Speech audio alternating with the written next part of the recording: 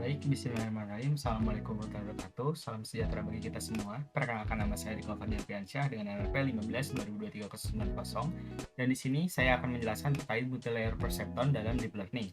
Mulai dari apa saja komponen yang harus digunakan, bagaimana cara menyusunnya, juga yang terakhir bagaimana cara mengkonfigurasikan agar mendapatkan model yang fit atau sesuai, kurang lebih seperti itu.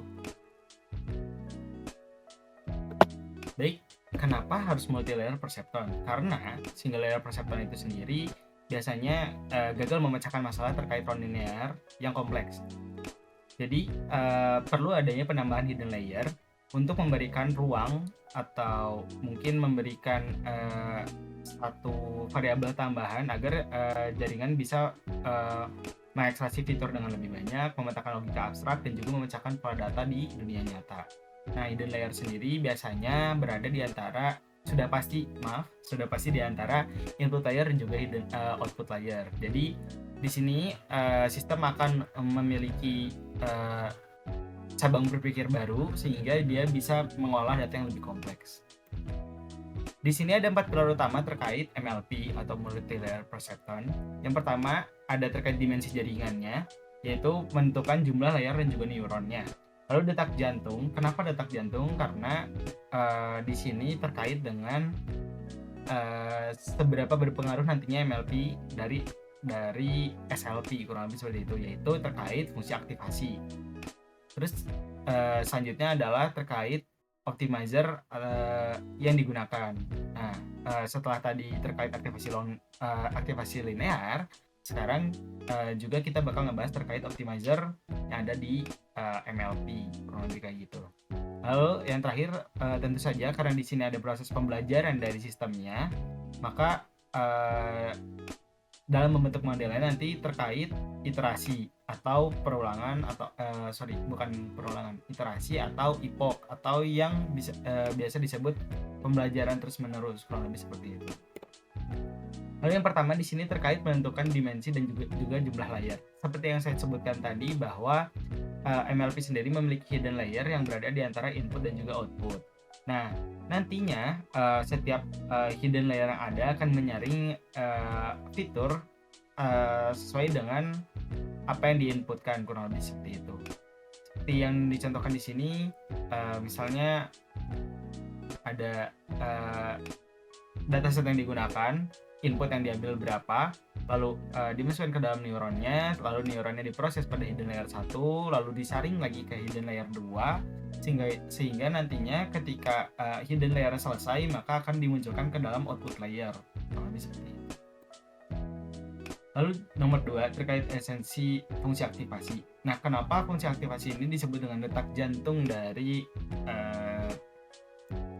MLP? Karena tanpa fungsi aktivasi, sebanyak apapun hidden layer yang ditambahkan secara matematis, MLP akan menjadi model regresi linear biasa. Sedangkan yang kita butuhkan adalah model non-linear yang bisa mengerjakan sesuatu yang lebih kompleks gitu.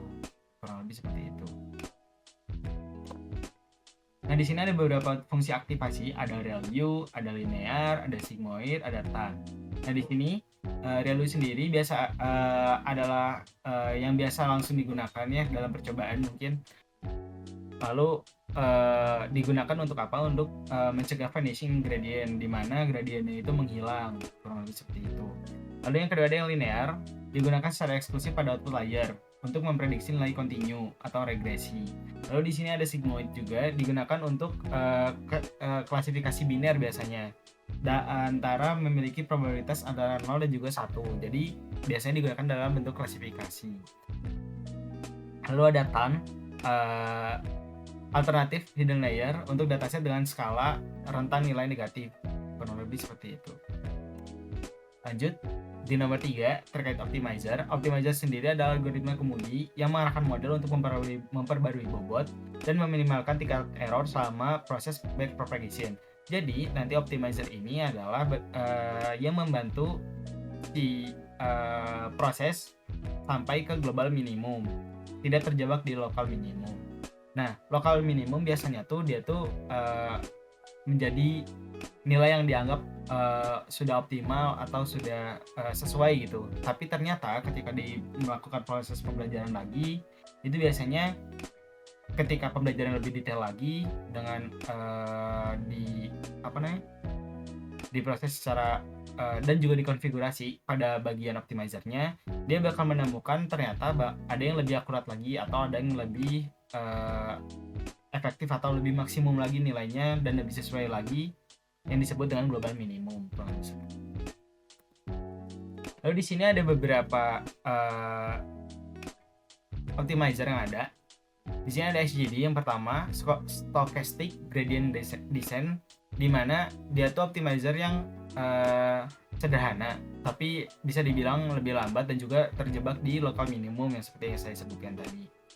Lalu di sini ada RMS Probe, di mana kecepatannya adaptif sesuai dengan ukuran langkah berdasarkan kecuraman gradien. Sangat baik untuk data yang kompleks kurang lebih kayak gitu.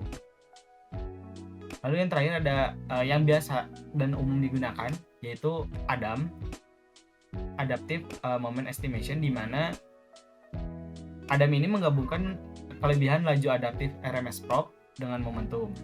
Dan ADAM adalah algoritma paling stabil, cepat, dan juga akurat secara empiris, kurang lebih seperti itu. Lalu yang nomor 4, yaitu bagian terakhirnya mungkin ya, terkait iterasi atau epoch, satu putaran penuh di mana seluruh dataset telah melewati jaringan saraf forward dan backward. Nah di sini pada iterasi ini dia bakal menentukan antara si model ini bakal fit atau memiliki sweet spot, atau yang terakhir atau yang kedua terkait underfitting, terus yang ketiga terkait overfitting. Nah yang pertama terkait fit itu sendiri atau sweet spot, di mana ini adalah titik paling optimal dan model bisa menguasai pola tanpa menghafal noise. Ini jadi dia tuh benar-benar optimal dalam mengenali satu data yang sedang diproses, kurang lebih seperti itu. Lalu di sini ada underfitting, di mana underfitting itu nantinya dia si modelnya tuh bahkan jauh dari akurasi yang ditargetkan gitu ya, atau jauh dari model prediksinya gitu. Nah biasanya ini juga dipengaruhi oleh iterasi yang terlalu sedikit, kurang lebih seperti itu. Terus yang terakhir ada overfitting, di mana iterasinya berlebihan sehingga si model menghafal data latest secara presisi.